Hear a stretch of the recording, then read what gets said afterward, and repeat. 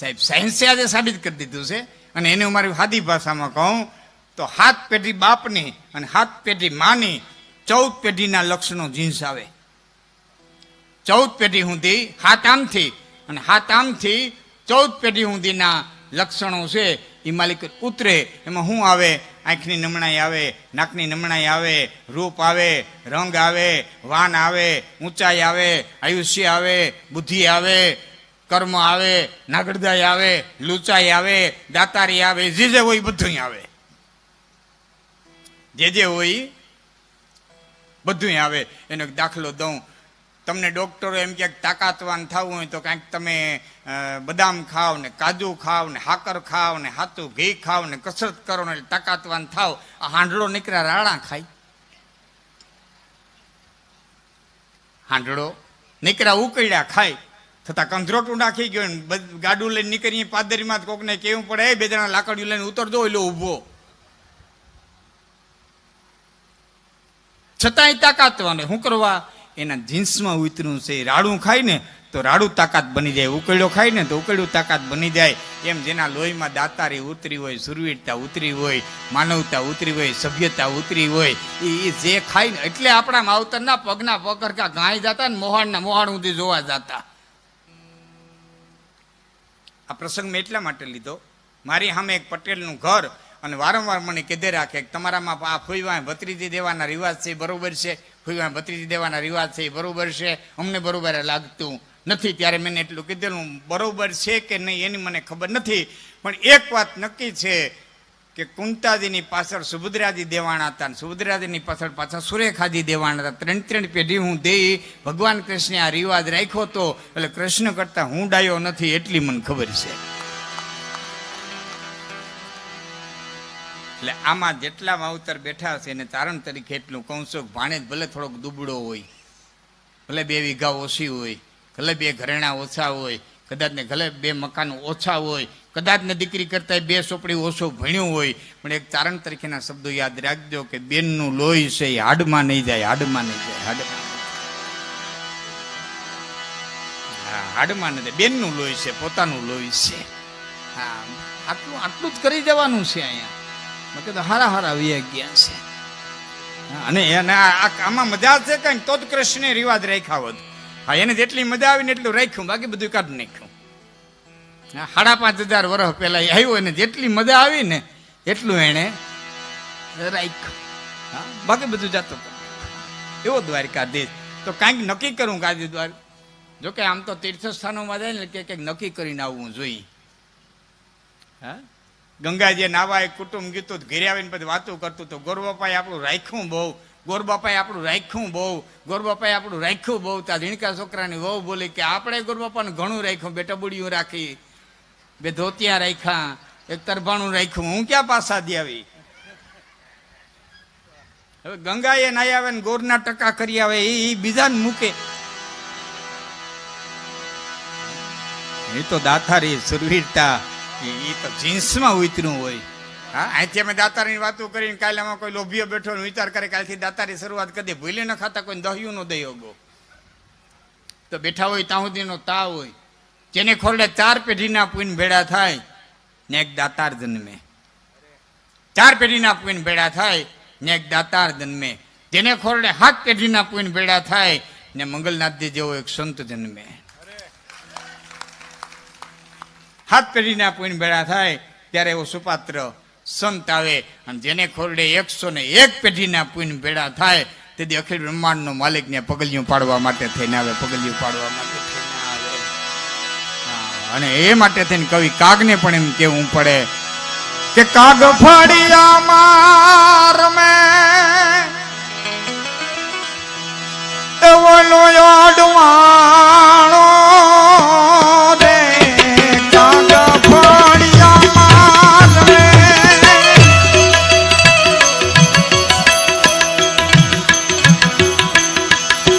લોયો અડવાણો રે,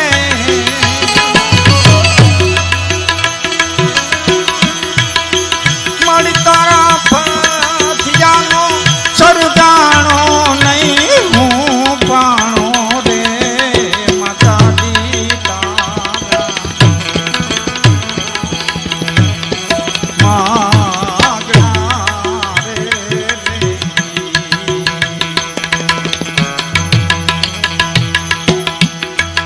મહાદેવ પ્રસાદી પધાર્યા છે. જોરદાર તાળી પાડી અને વધાવજો.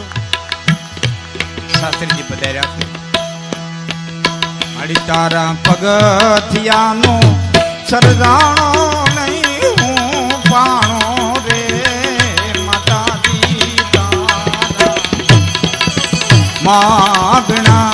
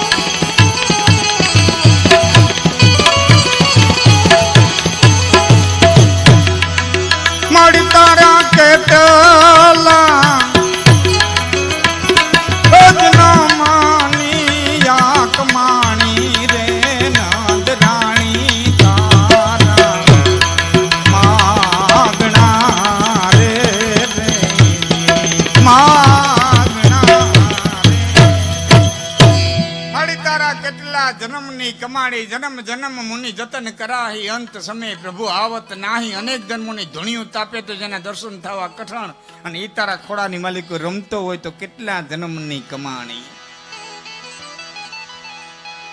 અકબરની સભામાં એક વખત પ્રશ્ન પૂછાણો તો જગતના પટમાંથી ભીખામાં પ્રશ્ન પૂછાણો કે જગતના પટમાંથી સુખીમાં સુખી ભાગ્યશાળીમાં ભાગ્યશાળી કોણ? ભાગ્યશાળી માટે થઈને પ્રશ્ન પૂછાણો હતો. મીડિયાવાળાને બધા ભાઈઓને હું વિનંતી કરી હતી, સંગીત આવે તે બધું લઈજો ને ભાઈ, થોડું થોડું જ્યારે જ્યારે સંગીત આવે ને ત્યારે લઈજો. ભાગ્યશાળી કોણ? જેની પાસે ધન હોય કે નાક, જેની પાસે બળ હોય કે નાક, જેની પાસે પદ હોય કે નાક, જેની પાસે સત્તા હોય કે નાક, જે હામટા ભાઈઓ હોય કે નાક, હામતો કુટુંબ હોય કે આ દુનિયામાં ભાગ્યશાળી કોણ? તેથી રસખાનજીએ કીધું હતું કે મહારાજ ભાગ્યશાળી હોય તો એક ઠેકાણે મને જોવા જડ્યા છે કે ઈ કોણ? કૈસેસ મહેશ ગુનેશ દિનેશ સુરેશ હુજાહી નિરંતર ગાવે યાદી જનાદી અનંત યખંડીય વેદય વેદ સુવેદ બતાવે. નારદ સે સુખ વ્યાસ રટે પજહારી પુનીત પારન પાવે. તાહી અહીર કિછો હરિયા છછિયા ભરી છાસ પે નાચ નચાવે. તાહી અહીર કિછો હરિયા. બ્રહ્માજીના ગુણ ગાય શેષ મહેશ ગુનેશ દિનેશ. વ્યાસ લખી લખીને થાકી જાય છતાં જેનો પાર ન પામાય એ પરમાત્માને આયરની છોકરીઓ સાઈના વાટકા હાટું છે ને ગોકુળના પાદરમાં નચાવતી હોય તો આનાથી મોટું ભાગ્યશાળી જગતના પટમાં થાય કોઈ નથી. આથી મોટું કોઈ ભાગ્યશાળી નથી. તો જે ભક્તિ કરી શકે છે એ ભાગ્યશાળી છે. હા, હું એના માટે થઈને એક સામાન્ય દાખલો ઘણી વખત દઉં. આ મારી સામે જોકે ઘણી બધી કથાઓમાં કાર્યક્રમ મેં કર્યો છે પણ ટાઈમને અનુકૂળ ઘણી વખત ન બનતો, પણ આજ શાસ્ત્રીજી પધાર્યા છે મારા કાર્યક્રમમાં. હું ખૂબ રાજી થયો છું. અને બહુ મોટા વિદ્વાન વક્તા, પોતે પીએચડી થયેલા. શરૂઆતમાં મેં આપ જે જાણ કરી જમતા જમતા જ મેં કીધું હતું બહુ સુંદર વક્તાની પસંદગી કરી છે. બાકી તો આ બધું તો અમારા માટે તો આ બધું સામાન્ય. પણ જેમની પાસે અદ્ભુત જ્ઞાન છે અને જેણે સંસ્કૃતની અંદર પીએચડી કર્યું છે એવા વિદ્વાન વક્તા જ સામે બેઠા હોય. એટલે મેં કીધું હતું કે હું આ સામાજિક વાતો લેવાનો છું, બહુ લાંબી કંઈ ઊંડાણમાં નથી જાવું. સહજ, સાદી અને સરળ ભાષાની સામાન્ય જે વાતો મારે આપણી સમક્ષ જે કરવી છે. તો જેને ખોરડે 4 પેઢીના મૂળ આપણી વાત એ હતી કે 4 પેઢીના પૂન ભેળા થયા હોય ત્યાં એક દાતાર જન્મે. હવારનો પોર, સૂર્યનારાયણ ઉગી અને હવા નાળાવા તેડા ન તેડ્યા. અને એ સમયે એક અડીખમ આયર હાથીનું ભાત લઈ અને વાડીએ ગયો અને શેઢે બેઠો બેઠો હાથી રોતો હતો. તેટલું કીધું, છોરા કેમ રો? કે પટેલ શું કહું તમને? કે પણ વાત તો કર, તને કોઈ કઈ કીધું? કોઈ આવીને તને કઈ દબાવ્યો? કોઈ આવીને તને ગાડ્યું કાઢ્યું? ના, એવું કાંઈ નથી થયું. કે તો કે મારા મામાએ મારો સંબંધ તોડી નાખ્યો. મારી હગાઈ તોડી નાખી.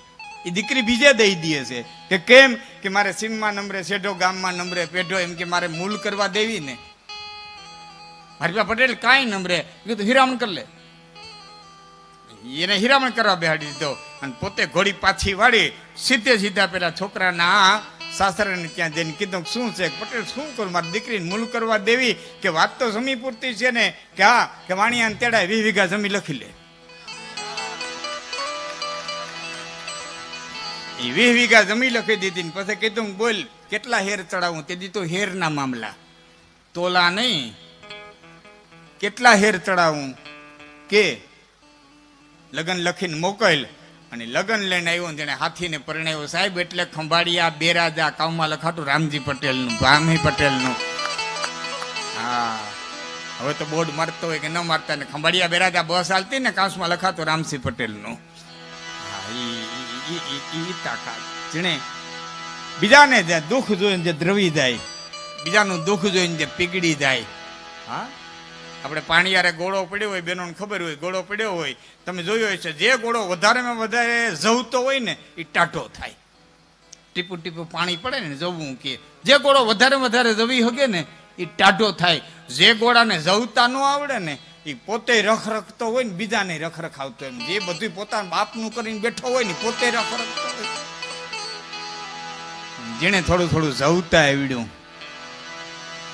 જે જવી હિગા છે બીજા માટે થઈ અને થોડા જે જવતા શીખાણશે એની વાતો રહ્યું. એટલે કીધું 4 પેઢીના પુણ્ય ભેળા થાય ને એક દાતાર જન્મે, જેને ખોરડે 7 પેઢીના પુણ્ય ભેળા થાય ને એક સુપાત્ર સંત જન્મે. જે પોતે તો તરી જાય પણ એના સંપર્કમાં આવનારાઓને હજારોને તારી દે.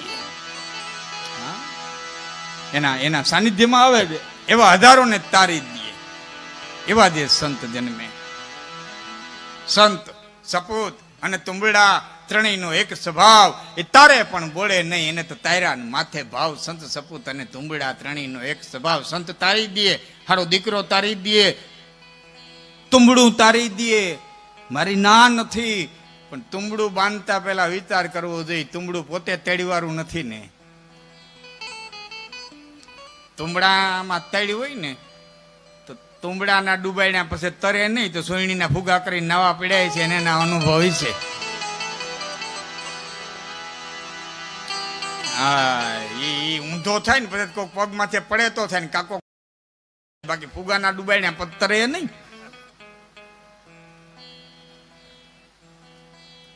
તારી દે, હારો દીકરો તારી દે, સંત તારી દે. એટલે કીધું 4 પેઢીના પુણ્ય ભેળા થાય ને દાતાર જન્મે, 7 પેઢીના પુણ્ય ભેળા થાય ત્યાં એક સુપાત્ર સંત જન્મે અને 101 પેઢીના પુણ્ય ભેળા થાય. તેથી અખિલ બ્રહ્માંડનો માલિક પગલિયું પાડવા માટે થઈ અને આવે. દ્વારકાધીશ કાળિયો ઠાકર એ પગલિયું પાડવા માટે થઈને આવે, અનેક પ્રકારના કામ ઉકેલવા માટે થઈ અને આવે છે.